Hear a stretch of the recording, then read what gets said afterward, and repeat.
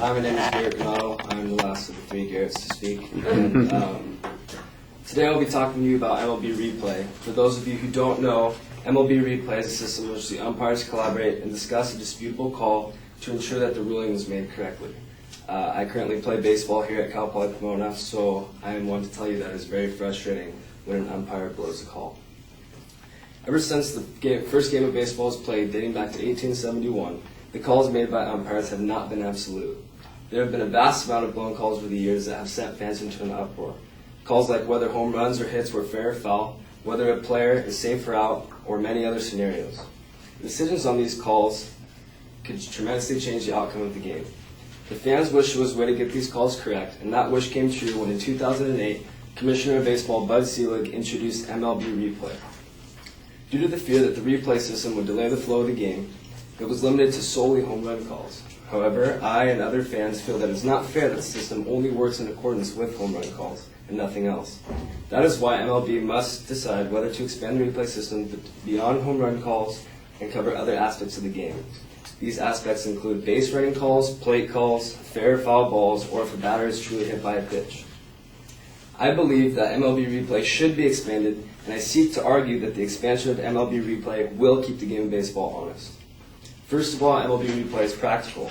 Seeing as though we possess the technology to conveniently replay footage, it would greatly benefit the game if we instituted this technology. It is simple and quick, and the small duration of time that it would take is nothing compared to the good things it would bring to the game of baseball.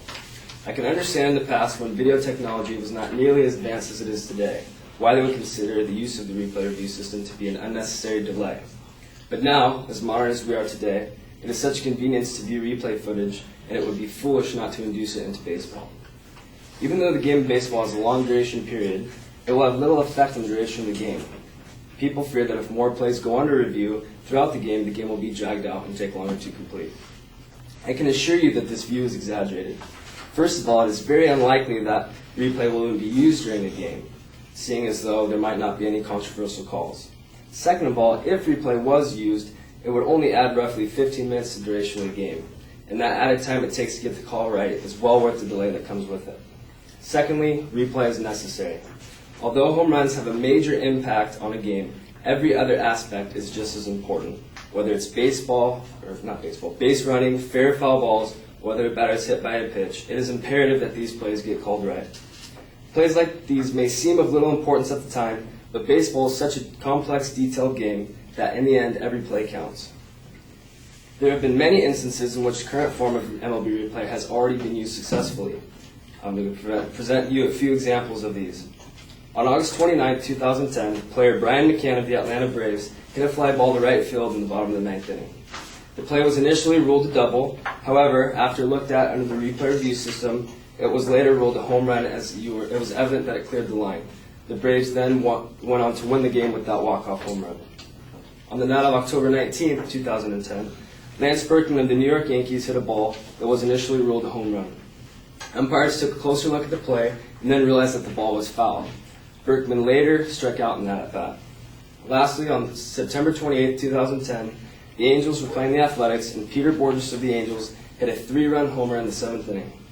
The Athletics argued that the ball was foul, and after the umpires looked at the replay, it was evident that the ball was indeed foul. Had Borges' ball been ruled a home run, it would have given the Angels a comfortable lead of 6-2. These are just a few examples of times that replay was used. However, there is a plethora of other instances in which replay was used to overturn a call. As you can see, the examples I presented were major turns in the tides of each game. The fact that these calls were made correctly kept the outcome of each game honest. More importantly, there was a major instance on the night of June 3, 2010, when the expanded form of MLB Replay would have been crucial for a young man to make history.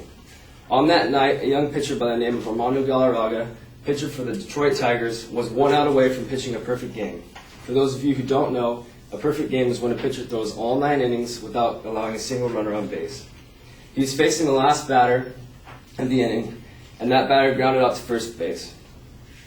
It was evident that Galarraga got to the base in time and that the runner was out. However, first base umpire Jim Joyce ruled the play safe. If we had the expanded form of MLB Replay, the umpires would have been able to collaborate and realize that the runner was indeed out and make the right call. However, since we did not have that replay, that pitcher would go down in history as the pitcher who would almost threw a perfect game.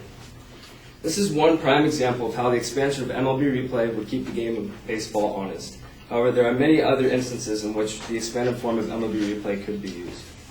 In conclusion, the expansion of MLB replay will only have a beneficial effect on how the game is played. There will be no more controversies or blown calls, and this expansion takes effect. You will no longer find yourself wondering how the game would have gone if it wasn't for that one bad call.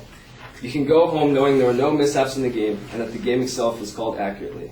This system will only benefit the game of baseball. Thank you.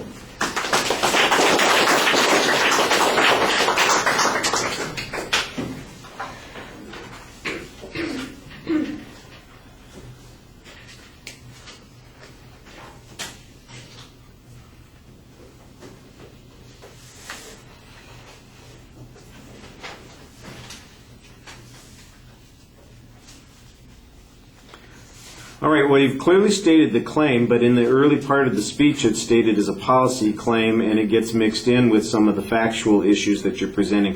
You need a stronger layout of what the structure is, and I think that's a little bit of a problem. But I thought you had an excellent setup of what the controversy is, kind of defined the nature of the problem to some degree. At first, it seemed like you were really dependent on hypothetical examples. In the last part of the speech, though, you had a lot of practical first-hand examples. Internal signposting on the structure still needs to be clearer. Like I said, I thought you did a nice job building credibility, first because of your personal experience, your familiarity with the examples, but also especially the way that they were presented.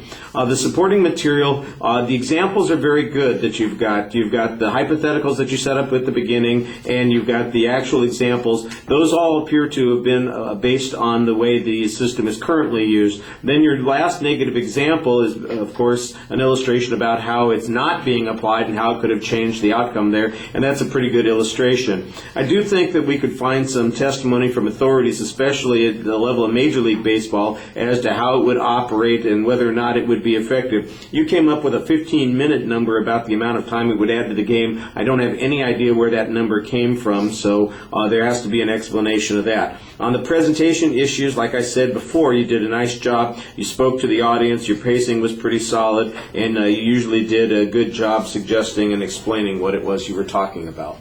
All right, thank you.